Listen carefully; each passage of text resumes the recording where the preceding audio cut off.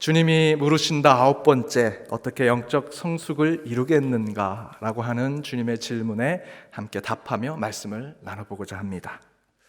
피터팬 증후군이라는 것이 있습니다. 우리 몸, 우리 육신은 어른이 되었지만 정신과 이 마음은 이 어른이 되기를 거부하고 여전히 어린 시절의 그 삶을 동경하며 그렇게 살기를 원하는 심리의 상태, 그리고 그에 준하는 행동을 하는 것을 피터팬 증후군이라고 합니다. 예를 든다면 미국의 유명한 가수였던 마이클 잭슨은 자신의 대저택에 네버랜드라고 하는 어린이 놀이동산을 만들었습니다. 그리고 매해 많은 어린이들을 초대해서 그 네버랜드에서 놀고 함께 파티를 열곤 했다고 합니다. 마이클 잭슨이 아이들의 그 마음을 다 품기 위해서 한 것이 아니라 마이클 잭슨 본인이 피터팬 증후군을 가지고 있어서 그렇게 어린이와 같은 마음을 표현하는 것이 그렇게 나타났다는 것입니다. 우리 주변에도 이 피터팬 증후군을 가지고 있는 분들이 계시죠.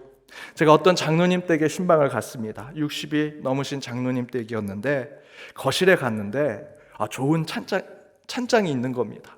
앤틱한 아주 고급스러운, 보통 그 나이에 그런 찬장이 있는 분들은 그 안에 고급 술들이 있죠. 그래서 저는 장로님 댁에 신방을 갔는데 이런 찬장에 술이 있으면 어떡하나 걱정을 했습니다. 살짝 봤더니 술은 없고 장난감 피규어들이 그곳에 서 있는 겁니다. 이 장로님이 어린 시절에 만화 영화 캐릭터를 보는 것을 굉장히 좋아하셨습니다. 근데 가난해서 그저 그냥 보는 것에 그쳤습니다. 그런데 미국 유학을 가셨는데 그곳에 이 만화 영화에 나오는 캐릭터들을 직접 만드는, 그것을 피규어로 작은 캐릭터로 만드는 그런 동호회가 있어서 그곳에 참여하시고 그 이후부터 자신이 좋아하는 만화 영화 캐릭터들을 하나하나씩 만드셔서 그것을 취미로 갖게 되신 겁니다. 그걸 다 모아서 그 좋은 찬장에 다 올려놓으신 거죠. 그 장로님 댁에 가면 마치 중고등부 학생 집에 간 것 같은 느낌을 갖습니다. 이처럼 모든 면까지는 아니더라도 우리 삶의 일부분, 우리는 어릴 때 좋은 추억을 가진 것을 어른이 되어도 그것을 지키고 유지할 때 긍정적인 요소가 우리 가운데 나타나곤 합니다. 그렇게 우리 인생에 더 재미있고 흥미로운 삶을 위해서 피터팬 증후군을 가지는 것은 때로는 좋은 영향을 주기도 하지만 사실은 그 반대로 좋지 않은 부정적인 영향이 더 많지요. 5년 전 통계에 의하면 일본의 이 젊은이들이 70% 정도 심각한 피터팬 증후군에 빠져 있다라고 하는 보도를 보았습니다. 그래서 그들은 결혼하기를 싫어합니다. 어린아이, 때처럼 살기를 원하니 결혼하기를 원하지 않고요. 또한 생활의 기반을 잡을 생각이 없습니다. 저축하지 않고 재테크에 전혀 관심이 없습니다. 학교 다닐 때처럼 자기가 하고 싶은 일 하면서 부모님께 용돈 받아 살아가고자 그렇게 평생을 살려고 하는 마음을 갖고 있다고 합니다. 그래서 이들은 책임을 지지 않으려고 합니다. 무책임한 삶을 살고요. 자립적이지 않습니다. 의존적인 삶을 살아갑니다. 또한 어떤 일이 진행될 때마다 불안 증세를 가지고 있다고 합니다. 고독과 외롭고 쓸쓸한 것이 두려워서 사람과 친구들과 어울려 다니지만 그 안에는 진정한 인간관계로 이루어진 친구는 없다라는 것입니다. 제대로 된 신앙생활, 인간관계, 직장의 삶, 노후 준비를 하지 않으며 살아가는 자들, 그들이 사실 우리 주변에 많은 피터팬 증후군에 빠져 있는 사람들입니다. 일본을 비롯해서 우리나라도 미국도 많은 나라들이 지금 이 현상에 큰 문제를 안고 있습니다. 근데 진짜 큰 문제는 이 피터팬 증후군이 우리 교회 안에, 우리 신앙 안에도 나타난다는 것입니다. 신앙의 지식은 여전히 교회 학교 초등부 때까지 배운 것에 머물고 있습니다. 그런데 그분이 직분을 갖게 되었습니다. 교회 지도적인 역할을 하게 되었습니다. 그저 목소리만 큰 것이죠. 설교가 이렇게 잘못됐고 장로님의 기도가 뭐가 잘못됐고 예배가 이렇게 잘못됐다. 신앙의 지식은 주일학교 수준에 머물고 있는데 그저 목소리만 큽니다. 피터팬 증후군의 형상 중에 하나입니다. 정작 본인의 수준은 교회 학교의 수준인데 그것을 온전하게 만들지 못하는 것입니다. 제가 오픈하는 성경 공부 때 가장 먼저 탁 첫 수업 들어갈 때 성경 시험을 봅니다. 이거 얘기하면 안 되는데 제가 성경 공부 아직 한 번도 안 했거든요. 다 얘기해 버렸네. 여러분, 저한테 성경 공부 오시면 이제 성경 시험 준비하시고 오셔야 됩니다. 저는 첫 날에 성경 시험을 봅니다. 그러면 다들 어떻게 하실까요? 목사님, 안 돼요. 준비 없이 볼 수 없어요. 준비하시면 더 나올 것 같으십니까? 근데 가장 먼저 반대하시는 분들이 누구냐면 직분자들이십니다. 장로님, 권사님, 집사님, 안 돼요. 그래서 제가 점수 공개하지 않겠다는 마음으로 약속해드리고 시험을 봅니다. 저만 알고 있는 점수는 지금까지 제가 계속해서 곳곳에 성경 공부반 해서 첫 성경 시험을 보고 평균 50점을 넘은 적이 없습니다. 여전히 저와 여러분의 신앙의 수준의 지식의 수준이 교회 학교 수준에 머물고 있는 것이죠. 또한 자립적이지 않아서 누가 교회 오라고 해야만 교회 옵니다. 전화해야만, 누가 등 떠밀어야만, 옛날 어렸을 때 우리가 힘들게 어린 시절 교회 갔던 모습대로 어른이 되었는데도 그렇게 교회 오십니다. 진짜 문제는 교회 직분자들이 그런다는 것이죠. 나 삐져서 교회 안 가. 알고 봤더니 장로님입니다. 권사님입니다. 집사님입니다. 교회 직분자들이 나 삐졌다고, 감정이 상했다고, 낙심했다고 교회 안 오는 겁니다. 목회자인 제가 그 직분자들 마음에 낙심하면 케어해 드려야죠. 목양해 드려야죠. 하지만 하나님이 여러분을 직분자로 부르신 이유는 성도들 가운데 그런 사람이 있으면 그들을 이끌어 주라고 여러분을 직분자로 세웠는데, 교회 어른이 되어야 할 직분자들이 본인 삐졌다고, 본인 감정이 상했다고 교회를 등지고 교회를 멀리합니다. 전화 올 때까지 기다려. 그때까지 교회 안 가. 이게 교회 어른의 모습입니까? 피터팬 증후군의 전형적인 모습입니다. 또한 나 때를 말하면서 과거 자신의 신앙생활이나 자신의 삶에 자신이 젊었을 때 그것을 자랑하면서 나 그때 잘 나갔다라는 말을 반복하는 것도 종교적인 피터팬 증후군 중에 하나라고 얘기합니다. 우리 젊은 성도님들, 우리하고는 상관없어. 여러분들도 다 교회 어른 되실 겁니다. 잘 새겨 들으셔야 합니다. 하지만 바울은 이런 모습에 대해서 이렇게 오늘 본문에 얘기합니다. 길지만 우리 함께 읽어보겠습니다. 우리가 다 하나님의 아들을 믿는 것과 아는 일에 하나가 되어 온전한 사람을 이루어 그리스도의 장성한 분량에 충만한 데까지 이르리니, 이는 우리가 이제부터 어린아이가 되지 아니하여 사람의 속임수와 간사한 유혹에 빠져 온갖 교훈의 풍조에 밀려 요동하지 않게 하려 함이라. 오직 사랑 안에서 참된 것을 하여 범사에 그에게까지 자랄지라. 그는 머리니 곧 그리스도라. 바울은 에베소서 오늘 본문을 통해 우리가 하나님의 아들 곧 예수 그리스도를 믿는 것, 아는 것이 하나가 돼서 온전하고 완전하고 성숙한 그리스도인이 되어야 한다. 그런 삶이 장성한 분량으로 충만한 데까지 이르는 것이 신앙의 삶이라고 이야기합니다. 그러면서 이제부터 어린아이가 되지 말고 참된 것을 하여 그에게까지, 예수 그리스도에게까지 자라나는 자가 되라. 영적 어른이 되라는 것이죠. 이 에베소서의 본문에 나와 있는 이 말씀에서 신앙이라는 것은 결코 어린이 아이와 같은 신앙에 머물라는 것이 아니지요. 피터팬 증후군에 머물러서는 안 된다라는 것입니다. 반드시 장성한 분량이 충만한 데까지 이르러 예수님에게까지 나아가는 영적 어른이 되는 것, 그것이 그리스도인의 신앙이라는 것입니다. 이 말씀은 곧 그리스도인은 자라야 한다는 것입니다. 성숙해야 한다는 것이죠. 그렇다면 예수님은 우리에게 끊임없이 하나님의 자녀가 된 저희에게 이렇게 묻지 않으시겠습니까? 주영아, 너는 얼마나 나에게까지 오고 있느냐? 영적 어른이 되어가고 있느냐? 박장로야, 김권사야, 최집사야, 너는 지금 어린아이의 신앙에서 얼만큼 잘했느냐? 얼마나 영적 성숙을 이루고 있느냐라는 질문을 우리에게 던지신다는 것입니다. 그래서 저는 오늘 본문을 통해 주님이 물으시는 영적 성숙에 대해서 우리가 어떤 신앙의 길로 나아가야 될지 두 가지로 살펴보고자 합니다. 그 첫 번째는 믿음과 지식이 함께 해야 한다는 것입니다. 믿음과 지식이 함께 해야 한다. 저는 어린 시절 우리나라가 백의 민족, 평화의 나라, 한 번도 외세를 침략하는 전쟁을 일으키지 않은 민족이라는 것에 너무나 우리나라를 좋아하게 되었습니다. 사랑하게 되었습니다. 그저 평화를 사랑하는 나라라고 하는 이 구호가 좋아서 저는 막연한 믿음을 갖고 있었습니다. 우리나라는 선한 나라, 착한 나라, 전쟁을 일으키지 않는 나라, 평화의 나라, 그저 그 믿음만 가지고 있었죠. 그런데 제가 학교에 들어가서 우리나라의 역사, 국사를 배우기 시작했습니다. 우리나라가 전쟁을 일으키지 않았지만 외세로부터 993회의 외세 침략을 받았고요. 역사에 기록되어 있는 전쟁만 해도 90회가 된다고 합니다. 수많은 전쟁, 그 가운데 우리의 선조들, 우리의 조상들이 얼마나 고통을 겪었을까.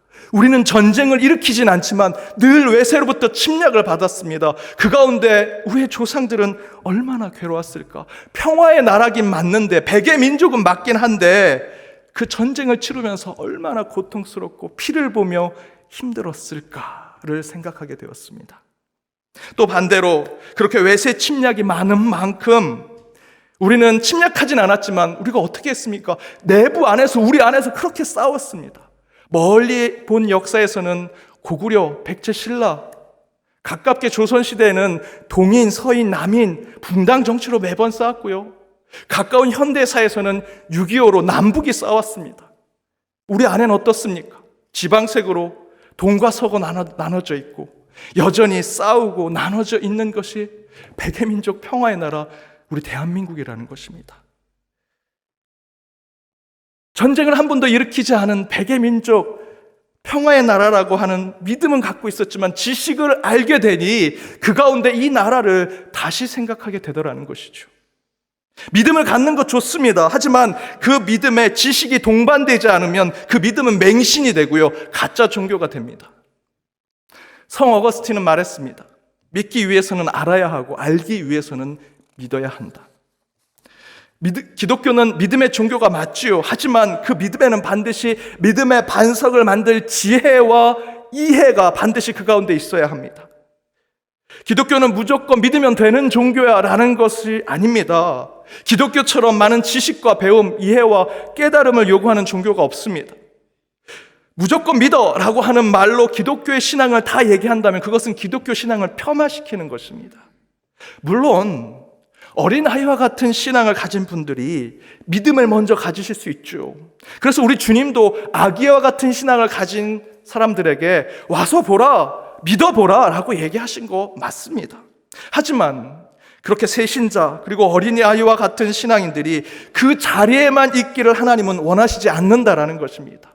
와서 보라, 하지만 그 이후에 우리는 성장해야 합니다. 자라나야 합니다. 영적 성숙을 이루어야 한다는 것입니다. 에베소서의 말씀대로 우리는 장성한 분량에 충만한 데까지 이르는 영적 어른이 되는 것이 우리 그리스도인의 삶이라는 것입니다. 저는 우리 연동교회가 단순히 127년의 역사만을 가진 것을 자랑 삼지 않았으면 좋겠습니다.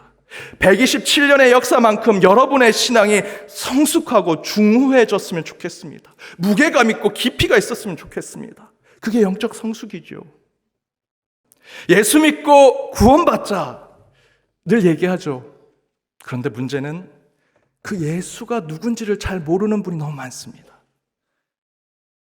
예수 믿고 구원받자 맞는 구호죠. 그 믿음의 구호대로 우리 살아가야 합니다. 그런데 예수 그리스도가 누구인지를 잘 모르는 분이 많습니다. 사복음서 안에 있는 예수님의 서로 다른 모습들, 예수님이 어떤 마음, 어떤 생각으로 사셨는지, 기도로 물론 알고자 하지만 때로는 우리가 지식적으로 예수님을 알아야 하는데 구호만 외치죠. 예수 믿고 구원받자 하지만 예수님에 대해서 더 알고자 하는 사람이 그리 많지 않습니다. 어느 전도 운동 프로그램에서 하면 된다, 할 수 있다, 하자라고 하는 것으로 전도하자는 붐을 일으켰습니다. 전도하면 된다, 전도할 수 있다, 전도하자. 그래서 이 프로그램, 이 시스템대로 교회가 다 돌아갑니다.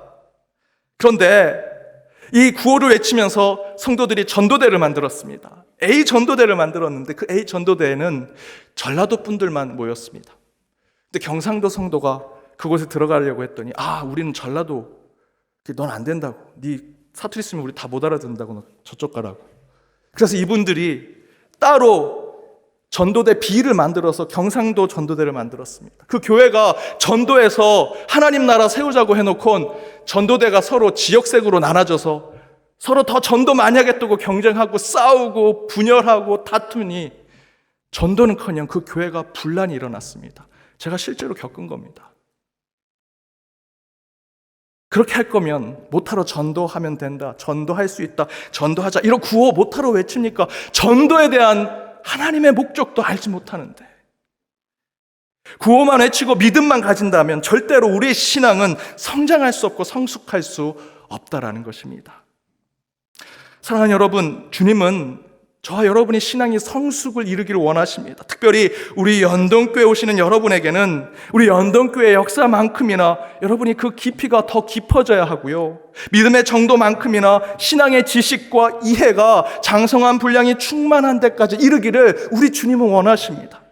믿기 위해서는 알아야 하고요, 알기 위해서는 믿어야 한다는 그 어거스틴의 말을 여러분 기억하시면서 우리 연동교회의 역사와 전통만큼이나 성숙한 그리스도인이 되는 저와 여러분, 우리 교회가 되길 주님의 이름으로 축복합니다. 두 번째는 어린아이와 같은 신앙을 가져야 한다는 것입니다. 아니 목사님, 방금 전에 영적 어른이 되라고 해놓고 다시 어린아이와 같은 신앙을 가지라고요? 예, 맞습니다. 이상하지만 맞는 말입니다.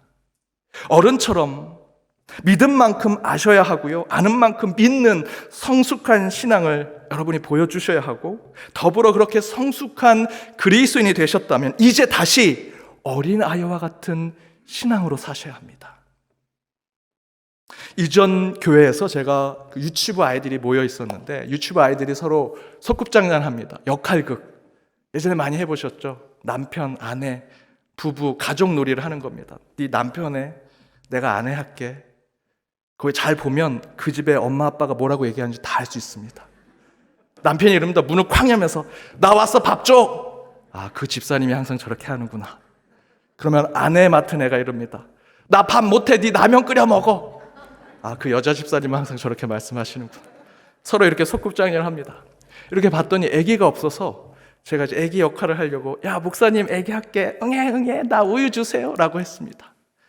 그랬더니 한 아이가 정색을 하면서 이렇게 얘기합니다. 목사님 그거 하지 마세요. 나가세요. 우리끼리 놀 거예요. 제가 얼마나 무안하던지 거의 누워서 응애까지 했는데, 야, 그렇게 무안하게 제가 거기서 쫓겨나면서 생각을 해봤습니다. 왜 얘네들이 나는 안 받아줄까 하고 똑같이 역학극을 하고 있는 건데, 제가 이렇게 쫓겨나면서 생각해보니 왜 소꿉장난에서 난 끼지 못했을까? 진짜 애기가 안 되는 거죠. 그 유치부 친구들이 볼 때는 제가 아기인 척하는 거지 아기가 되지 못한 겁니다. 녹아들지 못한 겁니다. 여러분, 영적 성숙을 위해 진짜 어린 아이처럼 된다는 것은 정말로 낮아지고 겸손해지고 진짜 아이와 같은 행동을 그 가운데 보여줘야 하는 것이죠. 진짜 어린이처럼 되어야 한다. 신앙에서는 그것이 영적 성숙이라는 거예요. 여기서 어린아이처럼 지금 옆에 있는 신앙의 동료들에게 목회자인 저에게 어린아이처럼 그렇게 행동하라는 말씀이 아닙니다. 주님 안에, 주님 밑에서 어린아이와 같은 모습을 보여줘야 한다는 것입니다. 진짜 이길 수 있는 힘, 진짜 차지할 수 있는 힘은 진짜 어린아이와 같은 마음을 가질 때 그 가운데 온전함과 성숙함이 이루어진다는 것입니다. 제가 2022년 목회 계획 한 가지를 공개하고자 합니다. 내년에 저는 격달에 한 번씩 우리 주일학교의 위목사인 제가 순회를 하면서 그곳에서 아이들에게 설교를, 하나님의 말씀을 전하려고 합니다. 당연히 주일 1, 2, 3부 예배 이 설교 중에 한 번은 우리 부목사님들이 설교하게 될 겁니다. 우리 부목사님들 설교 잘하십니다. 격달에 한 번 그렇게 될 때 제가 안 나오더라도 너무 놀라지 마십시오. 대신에 저는 주일의 가장 중요한 시간에 우리 어린 자녀들에게 말씀을 전하는 사역을 하려고 합니다. 그런데 그때 제가 아이들 앞에 섰을 때 이 가운 입고 양복 차려입고 우리 장로님들 또 우리 부목사님들 동행해가지고 거기서 제가 막 설교할 때 막 사진 찍고 이렇게 할 거면 저 할 생각 없습니다. 그렇게 안 할 겁니다. 저는 내년에 주일학교에 설교할 때 망가질 생각을 하고 있습니다. 다윗과 골리앗 설교를 해야 되면 제가 골리앗 분장을 해가지고 아이들한테 돌멩이 다 나눠주고 저한테 던져보라고 할 겁니다. 제가 다윗을 하려고 그랬는데 키가 너무 커가지고 우리 아이들이 다윗 하는 게 나을 것 같습니다. 흥부와 놀부 예화로 하면 흥부 분장도 해보고, 미운 오리 새끼 이야기할 때면 오리 흉내도 냈다가 백조 흉내도 냈다가.